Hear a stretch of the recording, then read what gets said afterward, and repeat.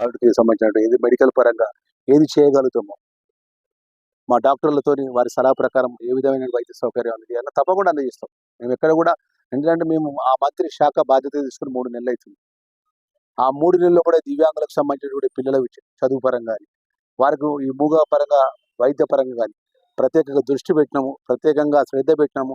మన శ్రద్ధ ఉన్నది కాబట్టి ఈరోజు స్వయంగా మంత్రిగా మేము ఇక్కడికి వచ్చి మీ సమక్షంలో కుటుంబాలకు ధైర్యాన్ని చెప్పి ఒక ₹1,00,000 నగదు చెక్ ఆ కుటుంబానికి అందజేసి నేను మా సెక్రటరీ గారు, ప్రిన్సిపల్ సెక్రటరీ గారు, మా అంతా రామచంద్ర గారు, మా డైరెక్టర్ గారు మీరు రావడం ఎందుకు వచ్చిందంటే మా పిల్లలు రాష్ట్రం ముఖ్యంగా పిల్లలు మన పిల్లలు మన అభవిష్య బంధువుల పిల్లలు అసలు లోక జ్ఞానం అంటూ కూడా తెలియదు. అతను యాక్చువల్లీ ఫిజికల్లీ ఆ బాబు డిస్టర్బ్ ఉన్నాడు. టీవీ చూసుకుంటే సెల్ ఫోన్ ఇస్తే అండ్ ఒక విధమైన మూడ్లోకి వెళ్ళిపోతుండు. అంటే ఆ విధంగా మెంటల్లీ డిస్టర్బ్ ఉన్న బాబును నిజంగా మా మెడికల్ నీలోఫర్కి సంబంధించిన డాక్టర్లకు మంత్రిగా వారికి మనస్ఫూర్తిగా నేను ధన్యవాదాలు తెలుసుకున్నా. ఒక పేద పిల్లడు వస్తే కార్పొరేట్ లెవెల్లో ఎంత పెద్ద వైద్యం ఇవ్వాలో అంత వైద్య సౌకర్యాన్ని అందజేసినందుకు ఆ ఆరోగ్య శాఖ మంత్రి దామోదర్ రాజనరసింహ గారికి, ఈ నీలోఫర్కి సంబంధించినటువంటి ఎవరైతే సూపరింటెండెంట్ గారికి, డాక్టర్ బాబురావు వారి యొక్క సిబ్బంది ఎవరైతే ఉన్నారో ప్రతి ఒక్క డాక్టర్స్ నాకు తెలియదు పేర్లు, వారందరికీ కూడా నేను మనస్ఫూర్తిగా మంత్రిగా నేను వారికి నమస్కారాలు మరియు ధన్యవాదాలు తెలియజేసుకుంటున్నా. భవిష్యత్తులో కూడా ఈ పిల్లలకు తెలంగాణ రాష్ట్రంలో నీలోఫర్కి సంబంధించిన ఈ యొక్క హాస్పిటల్ ఇప్పుడే చెప్తున్న డాక్టర్స్ వస్తాయి.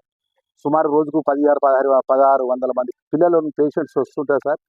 పెద్ద హాస్పిటల్ దేశంలో మన నీలోఫర్కి సంబంధించిన వేరే రాష్ట్రాలకు వెళ్ళి కూడా వారు వచ్చి ఇక్కడ పిల్లలకు నీలోఫర్ ట్రీట్మెంట్ తీసుకుంటారు. ఈ హాస్పిటల్కి అంత మంచి పేరు ఉన్నది సార్ అని చెప్పి అంటున్నారు.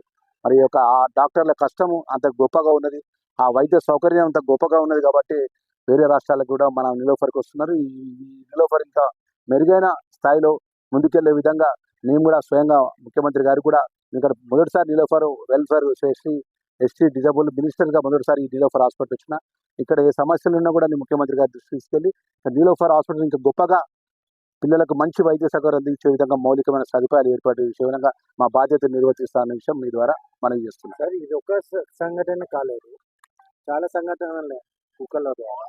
అలాంటి దానిపైన చర్యలు తీసుకోవాలి తప్పకుండా అండి.